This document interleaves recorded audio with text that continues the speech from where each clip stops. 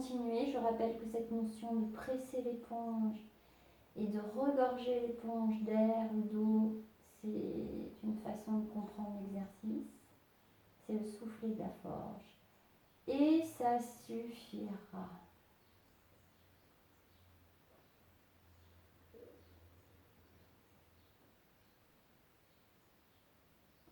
À nouveau, une respiration naturelle s'installe. Elle est dans votre nez, dans votre ventre. Elle s'installe naturellement. Vous suivez son flux. Et puis, dans un expire, vous allez vous rassembler comme dans un œuf, en rapprochant le visage des genoux. J'espère que vous m'entendez, en rapprochant le visage des genoux. Certains vont pouvoir placer le visage entre les genoux et attraper la plante des pieds pour rassembler encore plus la posture. Pavanamuktasana.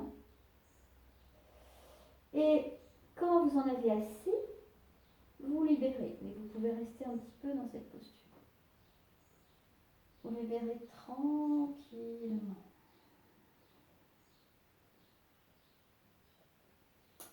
Et vous allongez une jambe.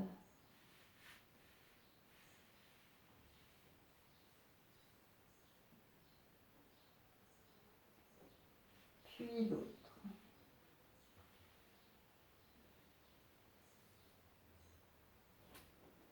En un instant, vous retrouvez Shavasana. Rappelez-vous, la posture de détente que je vous ai décrite dans le post-audio, parce que je l'ai fait de façon audio, je ne sais pas si ça va passer, parce que je ne l'ai pas encore envoyé là. Ce sera la surprise.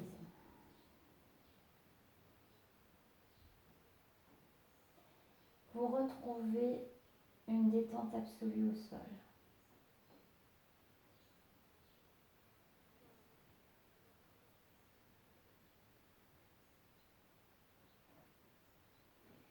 Chacun de vos expires détend votre corps.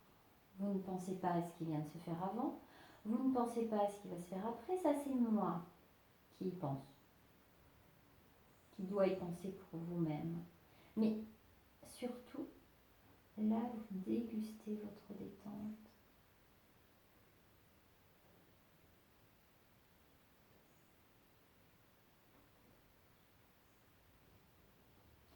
Vous laissez s'opérer la magie de la terre qui vous porte, de l'air qui vous englobe partout, la magie de la pesanteur et de l'immobilité.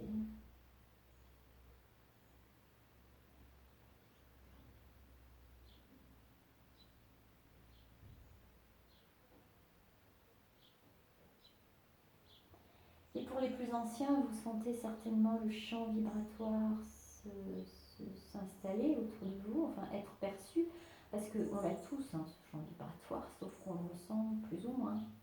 C'est une question d'exercice. Donc, pour ceux qui le sentent, eh bien, laissez vibrer. Laissez la chaleur de votre corps se diffuser vers l'extérieur et ressentez-la. Vous êtes comme une ampoule allumée qui chauffe. Voilà, 37 degrés, ça dégage, puis en plus il fait chaud.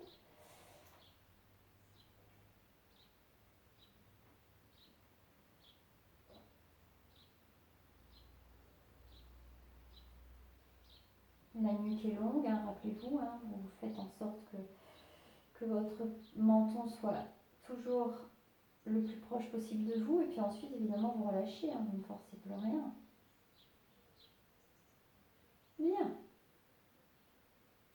Vous allez vous préparer maintenant mentalement à une posture inversée que je souhaiterais, que je vais évidemment décrire et montrer un bref instant, qui est la charrue. Mais avant ça, je décris la posture de la table à l'envers ou de la table à 4 pieds, qui est totalement détendue ainsi. Ça, c'est pour les personnes qui ne pourront pas aller dans une posture inversée plus plus exigeante pour le corps. Hein. Et on pourra faire notre Bastrika dans cette posture également. Pour les plus aguerris et pour ceux qui en ont le courage, eh bien, on va monter dans la posture inversée. Je m'habille correctement. Hein. Alors, les cuisses doivent être proches de vous, les bras le long du corps, les mains plaquées au sol pour pousser sur toute la longueur des bras et aussi des omoplates dans le sol. Les pieds montent vers votre tête, au-dessus de votre tête. Poussez sur vos bras, les fesses montent. La nuque commence à s'allonger. Et là, très lentement, vous allez vers votre charrue. Très, très, très lentement. Donc, je suis comme vous, hein. Je prends du temps, surtout que ça fait un moment que je n'ai pas pratiqué cette posture. Donc, les jambes vont se tendre si elles veulent bien, hein, sinon vous les laissez se plier. Et ceux qui peuvent aller chercher le sol vont chercher le sol. Sinon, vous n'allez pas chercher le sol. Si le dos ne veut pas, si la gorge ne veut pas, si les vertèbres disent non, vous restez comme ça. Vous maintenez votre dos. Pour ceux qui vont totalement vers le sol, vous pouvez libérer vos bras.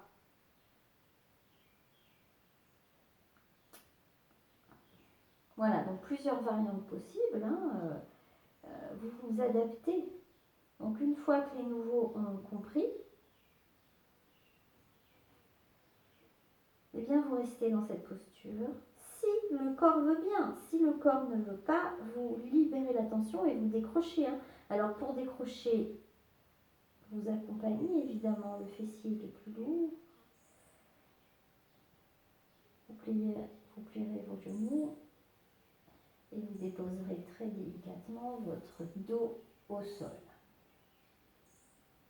Mais il est fort probable que la majeure partie d'entre vous soit dans la posture de la charrue. Vous installez Ujjayi d'abord, un périnée tenu, vos yeux qui convergent vers le bout du nez, les yeux fermés,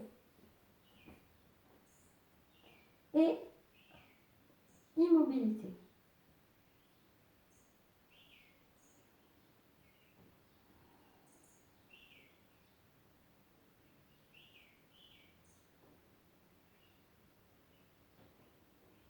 Le Bastrika, moi pour parler, il faut que j'éloigne un peu mon sternum de mon menton, sinon je ne peux pas parler.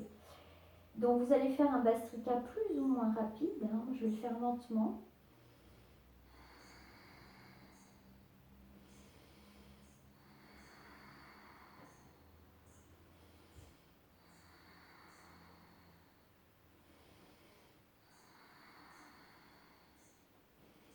Pressez bien cette éponge à l'expire. Hein. Sentez que votre corps rétrécit, ce muscle à chaque fois que vous expirez. Hein. Le transverse est en train de travailler en profondeur. Le transverse, c'est les muscles profonds des abdominaux.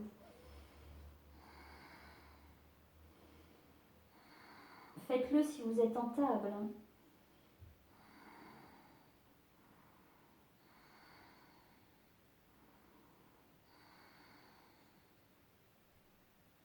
Puis vous stopperez. Vous retrouvez l'immobilité de la posture.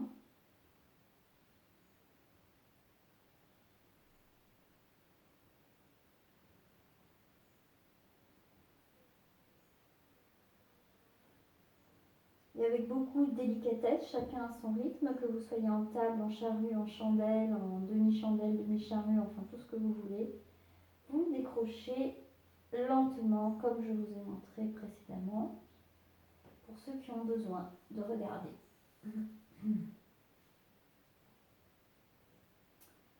Quand vous avez décroché, votre tête, elle, n'a pas décroché.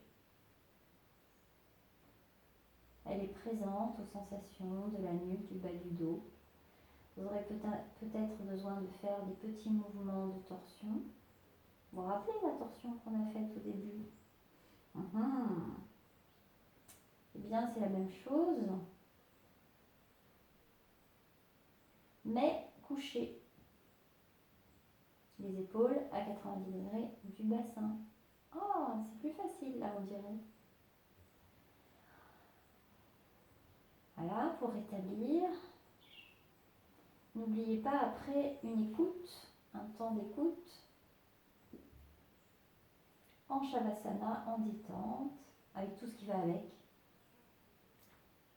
La joie, la sérénité, l'immobilité, la pesanteur, les vibrations, les lumières derrière les paupières.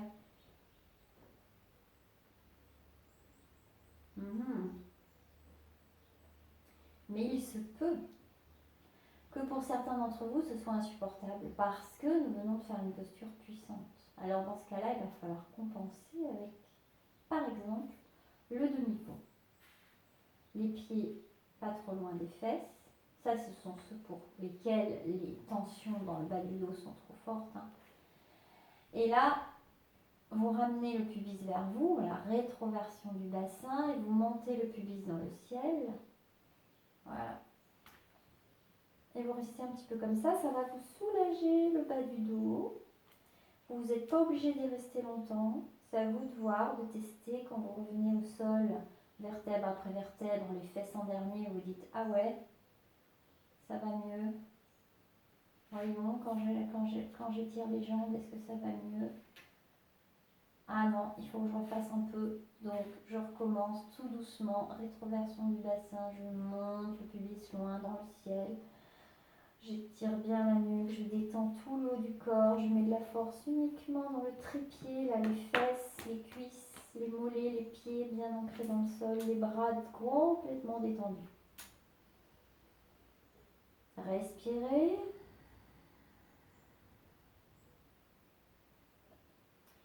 Et revenez tout doucement, vertèbre après vertèbre, rétroversion du bassin.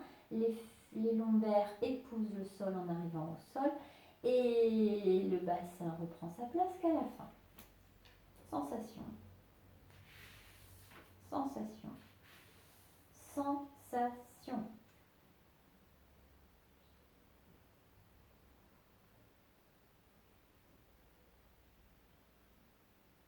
Si ça ne va pas mieux, encore une fois, refaites l'exercice. Pour les anciens poissons, ce que vous voulez comme posture qui va compenser.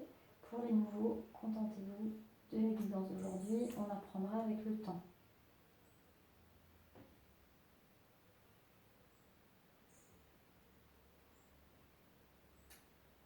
Une fois que c'est rétabli, eh bien, vous basculerez sur le côté pour vous redresser. Et nous passerons à la dernière posture, qui est la posture de méditation.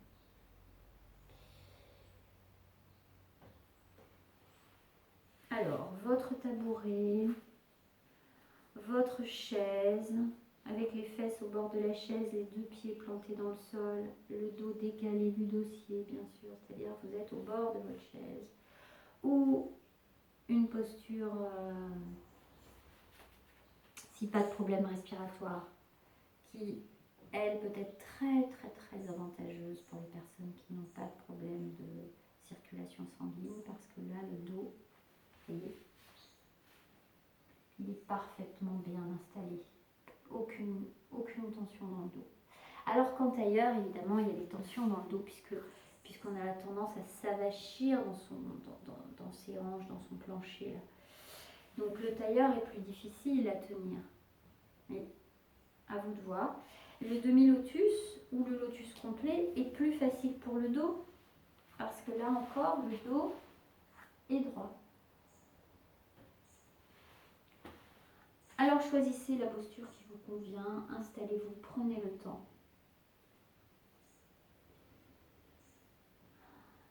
Vous allez fermer vos yeux. Vous allez fermer vos yeux détendre vos épaules. L'assise ne doit pas être inconfortable. C'est vraiment important que vous accommodiez. Ça, je vais le répéter souvent. Mais pour les anciens, c'est acté.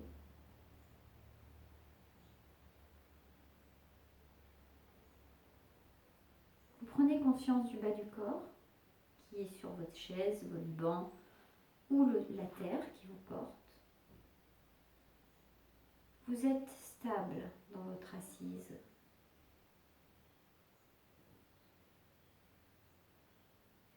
Une fois que vous êtes bien installé, vous cherchez l'immobilité parfaite.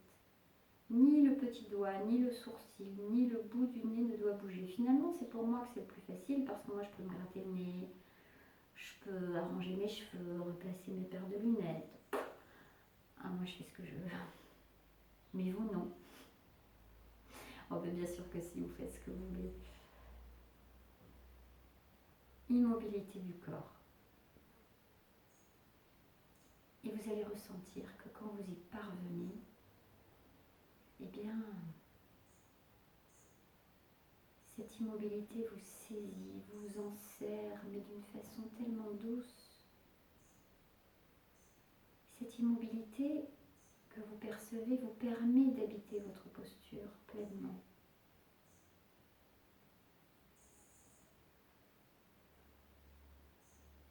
Il est probable que là, le champ vibratoire, waouh, vous le sentiez fort, fort, fort partout, hein, vous vous allumez comme une ampoule.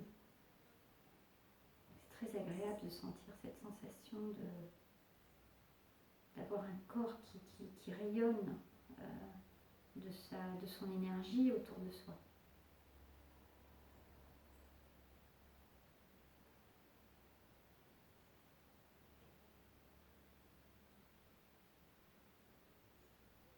Et là, tout simplement, vous allez apaiser votre cœur. Le ventre a bien travaillé, maintenant on va se positionner au niveau du cœur. Allez chercher un inspire profond dans le bas du corps, dans le ventre, et envoyez l'air dans votre cœur et dans votre tête. Encore une fois.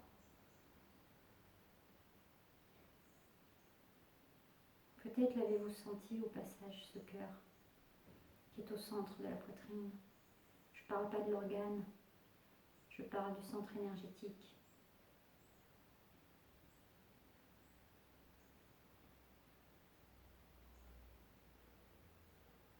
Inondez votre cœur de souffle. Percevez bien où il est et posez une main sur votre cœur si vous ne le percevez pas.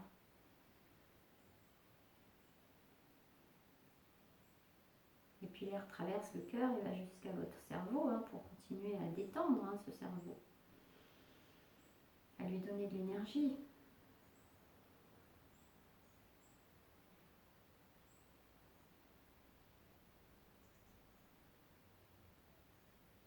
Nous venons de faire une respiration à l'envers, c'est-à-dire on vient d'inspirer en bas en pensant à en bas et on vient d'expirer en envoyant l'air vers le haut.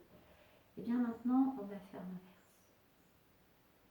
On va inspirer l'amour qu'il y a tout autour de nous ou à l'intérieur de soi. Inspirez l'amour et envoyez l'amour sur votre cœur comme des pétales de rose qui se déposeraient sur votre cœur physique et votre cœur énergétique.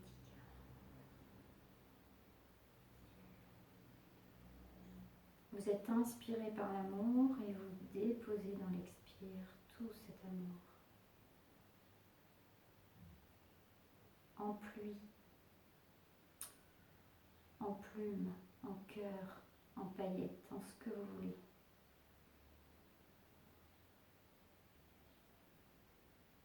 Chaque fois que vous expirez, vous allez illuminer d'amour votre cœur. C'est une visualisation que chacun fait comme il veut. Vous avez beaucoup d'imagination. Inspirez-vous des dessins animés aussi, c'est pas mal. Quand on n'en a pas, moi c'est comme ça que j'ai fait au début. L'expire dépose sur votre cœur une paillette d'amour qui s'infiltre dans tout le corps. En cette période bouleversée, nous avons besoin de nous apporter beaucoup d'amour, de confiance en nous, de respect de nous-mêmes.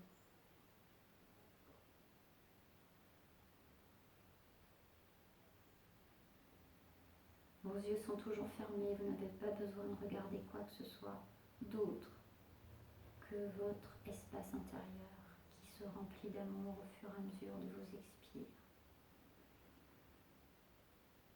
Vous expirez pour vous-même longtemps, plein d'amour sur votre cœur, soulagé.